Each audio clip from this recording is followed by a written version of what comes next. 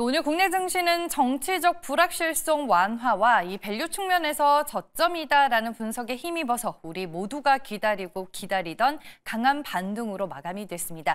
시장이 여전히 정치적인 뉴스에 민감하게 반응은 하겠지만 오늘 반등을 어떤 의미로 봐야 할지, 그리고 오늘 시장에서 많은 투자자분들이 검색해본 종목들 내일장 흐름은 어떨지 본격적으로 진단을 해보겠습니다. 장인투자클럽의 이창대 대표 나와 계십니다. 안녕하세요. 네, 반갑습니다. 네. 앞서서 이제 금투세 폐지 개정안이 국회 본회의를 이제 통과했다, 이런 호재 뉴스도 나온 상황인데 내일 시장 흐름도 오늘의 흐름을 좀 이어갈 수 있을지 전략부터 듣고 시작을 할게요. 네, 저는 앞으로 이제 이런 호재성 기사들이 계속 나올 거로 보고 있습니다. 네. 이건 이제 좀 신호탄이라고 저는 보고 있고요. 아무래도 이제 한국 증시가 타 국가들에 대비해서 상당히 좀 과한 낙폭을 보여주고 있습니다. 힘도 못 쓰고 있고요. 다들 아시겠지만 이제 정치적 리스크가 좀 작용을 한 것도 있습니다. 이렇게 좀 과하게 무너진 상황에서는 이 정부 차원에서도 증시를 살리기 위해서 각종 부양책들을 계속 내놓을 거예요. 이거는 경기가 안 좋을 때도 마찬가지입니다. 그래서 이 상황 안에서 계속해서 구조적으로는 긍정적으로 바뀌는데 지수가 좀 어려운 상황으로 가고 있죠. 자, 이럴 때는 결국 낙수 효과를 봐야 하는데 미국이 워낙에 또 강세지 않습니까? 그래서 저는 미국이 지금 계속해서 풍선을 만들고 있는, 풍선을 좀 키우고 있는 상황이라고 보고 있어요. 미증시가 저는 조만간 좀 조정이 나올 거라고 보고 있는데 그때 차익 실현 물량이 넘어오면서 한국 증시가 이런 탄탄한 어떻게 보면 부양책들을 딛고 올라올 거라고 기대하고 있는 상황입니다. 그래서 우리 투자자 여러분들도 이런 부양책들이 계속 나올 걸 기대해 보시고 미증시가 조정이 나오는 시점이 우리나라 국내 증시 반등이 시작되는 신호탄이 될 수 있겠다. 이렇게 좀 지켜보시는 게 좋을 것 같습니다. 알겠습니다. 미국 증시의 조정과 더불어서 이제 호재가 더해지면서 시장의 분위기가 더 좋아질 것이다라고 말씀을 해주셨습니다. 지난주 수상한 종목 적중률부터 확인을 해보겠습니다. 네, 좀 아쉬운 부분이 있는 것 같아요. 그 전에는 이제 2주 연속 100%의 적중률을 유지했는데 네. 화요일 밤에 이제 비상계엄 사태가 이제 발생을 하게 되면서 그 다음날 시장 급락과 함께 적중률이 조금 아쉬운 부분이 있는 것 같은데 다시 적중률이 다음 주에는 정상화되기를 기대해 보도록 하겠습니다. 네, 그럼 오늘 티사 어플을 통해서 투자자분들이 많이 검색해본 테마는 어떤 것들이 있는지 체크부터 해보겠습니다.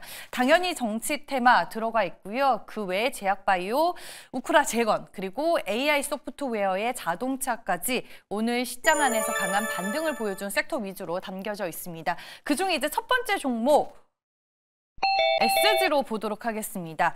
트럼프 대통령의 발언과 함께 러시아와 우크라이나 휴전 가능성이 제기가 되면서 오늘 장 초반부터 오후장까지 강한 섹터 중에 하나가 이제 재건 관련주가 아니었나 싶습니다. 오후장 들어서는 이제 새로운 종목들까지 등장을 하더라고요. 네. 그중에 SG는 내일장 고일까요? 스톱일까요? 저는 SG는 이제 더 갈 거라고 생각하기 때문에 그 의견을 드리도록 하겠습니다. 네. 일단 SG뿐만 아니라 이런 재건 섹터 자체가 계속해서 이어질 거라고 보고 있어요. 우리가 트럼프 1기 때를 잠깐 생각을 해보자면 그때는 남북경협 이슈까지 있었죠.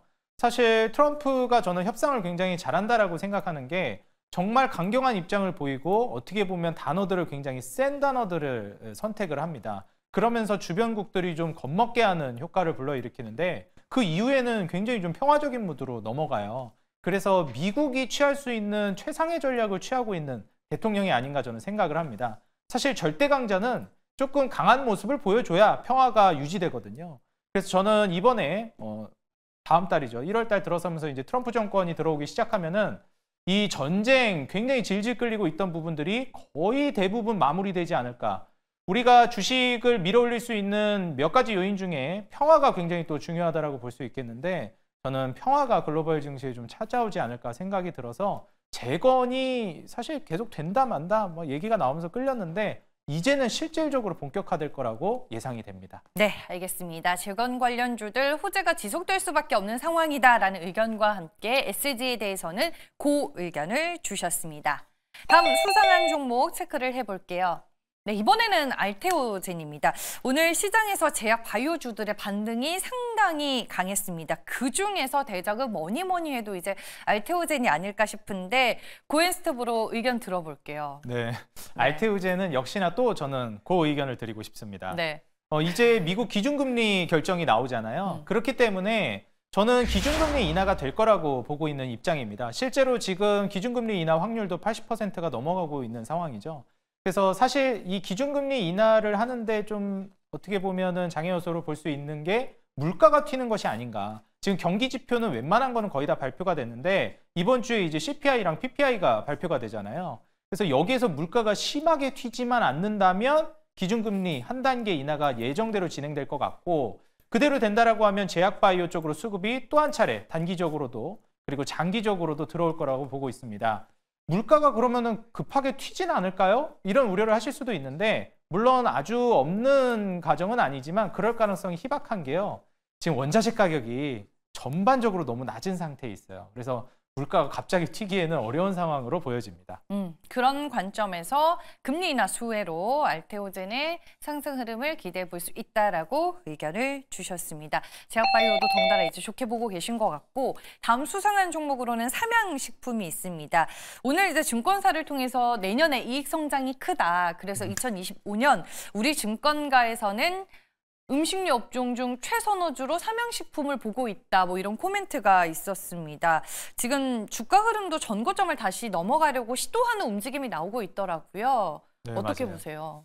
일단 KB금융 쪽에서 이번에 얘기가 나왔더라고요. 그래서 증권사 리포트가 워낙에 이제 또 긍정적이기도 했고요. 또 최선호주라고 딱 집어서 얘기를 해줬기 때문에 뭐 농심이라든지 다른 기업들도 관심 있게 관심주로서 제시하긴 했지만 삼양식품을 최선호주로 제시한 만큼 가장 시세가 좀 세다라고 생각이 됩니다.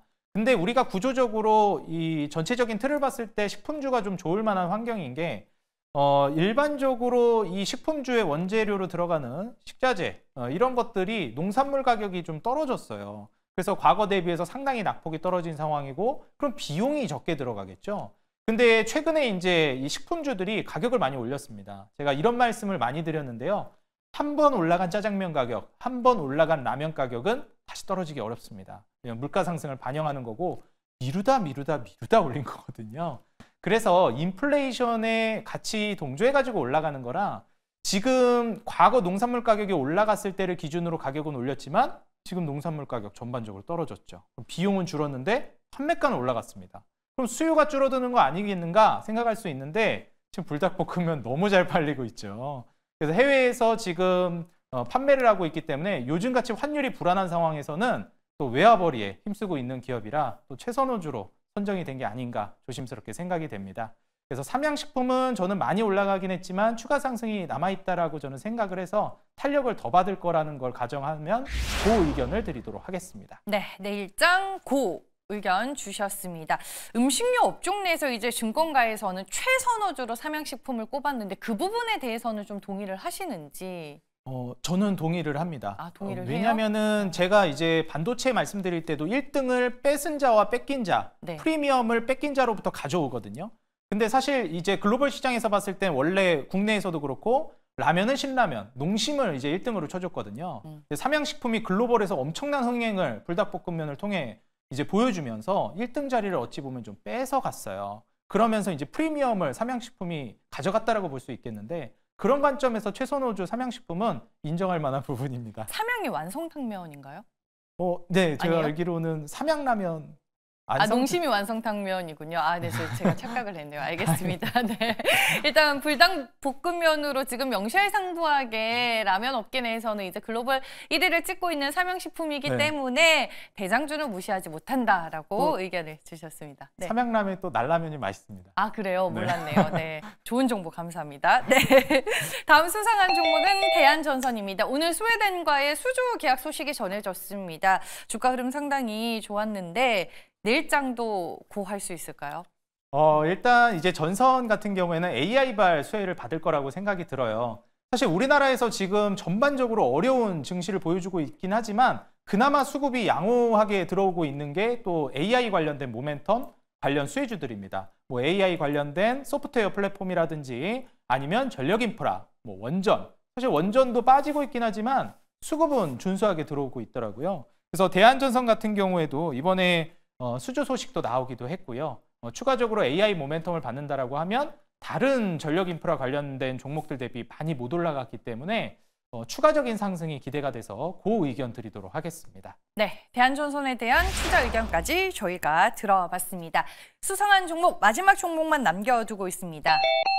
네, 앞서서 이제 뭐 재건도 짚어봤고 제약바이오도 짚어봤는데 AI가 빠질 수 없을 것 같습니다. 저희가 지금 수상한 종목에서도 매일매일 AI 소프트 관련주 한 종목씩 진단을 해보고 있는데 오늘은 셀바스 AI 차례입니다. 내일장 고일까요, 스톱일까요? 셀바스 AI 역시도 저는 좀 고라고 보고 있고요. 네. 뭐 AI 쪽으로 이제 수급이 워낙에 많이 들어오고 있기 때문에 저는 추가적인 상승 모멘텀이 있다고 봐요.